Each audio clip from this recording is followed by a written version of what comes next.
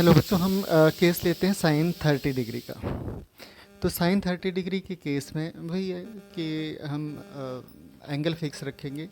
Angle होगा हमारा वही थंब पे 0 डिग्री, इंडेक्स फिंगर पे 30 डिग्री और मिडिल फिंगर पे 45 डिग्री। आगे आपके इंडेक्स फिंगर है, रिंग फिंगर है, तो उस पर 60 डिग्री होगा और लिटिल फिंगर पे 90 डिग्री। तो साइन के केस में हम जो काउंटिंग रखेंगे वो डायरेक्ट काउंटिंग, मतलब थंब टू नेल ही रखेंगे, 0 1 2 3 4। तो 30 पे आपको पता है इंडेक्स फिंगर पे है 30, तो हम डायरेक्ट काउंटिंग कर रहे हैं, तो वहाँ पे आएगा 1। तो 1 का अंडर रूट मतलब फिंगर काउंट का अंडर रूट अपॉन 2, 1/2। तो साइन 30 डिग्री की वैल्यू आ गई 1/2। Similarly ten 45 degree. अब टेन 45 डिग्री के केस में हम रिवर्स भी देखेंगे, पहले डायरेक्ट देखेंगे फिर रिवर्स देखेंगे। डायरेक्ट का मतलब है थंब टू नेल, क्योंकि मैं इस हिसाब से ले रहा हूँ। आप चाहो तो कैसे भी प्रैक्टिस कर सकते हो, लेकिन मैं थंब टू नेल इसकी काउंटिंग ले रहा हूँ डायरेक्ट। और फिर अपोन में नेल टू थंब और दोनों का अंडर रूट। तो दोनों ही केसेस में चाहे आप काउंटिंग इस तरफ से करो और थंब से करो, चाहे लिटिल फिंगर से करो, तो 45 डिग्री के लिए जो काउंटिंग आएगी वो 2 आएगी। देखो 0 1 2, 0 1 2। तो under root 2 upon under root 2।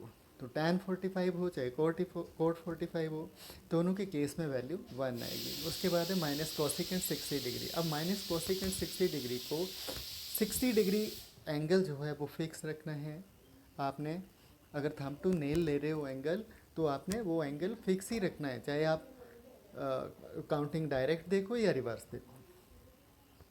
ठीक है जी। अब 60 डिग्री है और कोसिकेंट है। कोसिकेंट है तो कोसिकेंट किसका, साइन के साथ रिलेटेड है ना, तो इसमें डायरेक्ट काउंटिंग ही देखेंगे हम।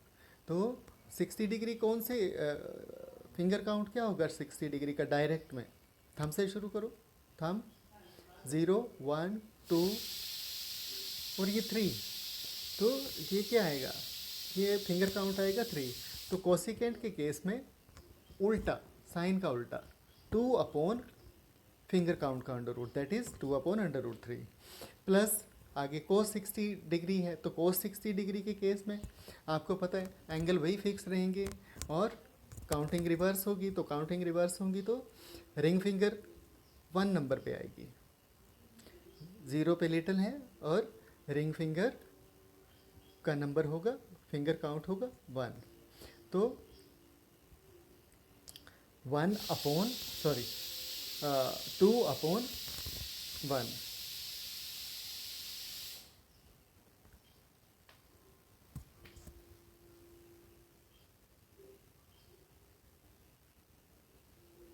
कोसिकेंट 60 डिग्री में हम थंब टू नेल, चलो 0 1 2 3, तो ये आ रहा है 3। तो 2 अपॉन अंडर रूट 3 इस केस में आएगा, 2 अपॉन अंडर रूट 3।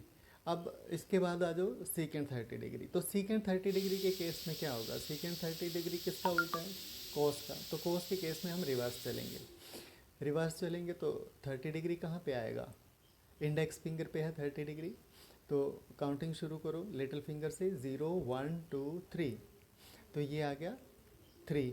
अब 3 फिंगर काउंट आया तो 2 अपॉन अंडर रूट 3, वो होगा सेकेंड 30 डिग्री। इसी तरह प्लस कोस 60 डिग्री के लिए चलो, तो कोस 60 डिग्री, अब 60 डिग्री का काउंट कहाँ पे होगा, 60 डिग्री कहाँ पे होगा, रिंग फिंगर। अब रिंग फिंगर पे होगा, तो कोस के केस में हम उल्टा चलते हैं, उल्टी काउंटिंग लेते हैं, 0 1। तो 1 अपॉन अंडर रूट 1 अपॉन 2। तो अंडर रूट 1 तो 1 ही होगा, तो 1 अपॉन 2 आ गया। प्लस उसके बाद है आपका कोट 45 डिग्री। तो कोट 45 डिग्री के लिए केस सिमिलर होगा जैसे tan 45 का है। इसमें उल्टा हम करेंगे, पहले रिवर्स काउंटिंग। तो रिवर्स काउंटिंग में भी 45 तो 2 ही आएगा काउंट, और अगर डायरेक्ट काउंट करोगे तब भी 2। तो रिवर्स काउंट मतलब √2/√2 1 ही रहेगा। तो इसी तरह आप सारी वैल्यूज़, मेरा यहाँ पे आपको मोटिव है इसका प्रैक्टिस करवाने का, फिंगर्स पे प्रैक्टिस करवाने का। मेरा मोटिव ये नहीं है कि आप 10th का एग्ज़ाम क्लियर करो, आगे आपने आगे भी जाके चलना है, आगे भी +1 +2 फिर वहाँ पे भी कंपटीशन फाइट करने। तो इसमें कोई अगर आप प्रैक्टिस करोगे तो आपको कोई कन्फ्यूज़न नहीं रहेगा, ये श्योरिटी है। तो इसी तरह वैल्यूज़ पुट करके आगे इक्वेशन सोल्व कर लो तो इसकी वैल्यू आ जाएगी। ये जो आपको एक्सप्रेशन दिया है ट्रिग्नोमेट्री का, इसकी वैल्यू आ जाएगी।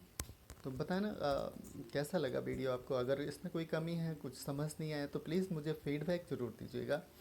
मैं आपके फीडबैक का हमेशा इंतज़ार करता रहता हूँ। ठीक है जी, थैंक यू।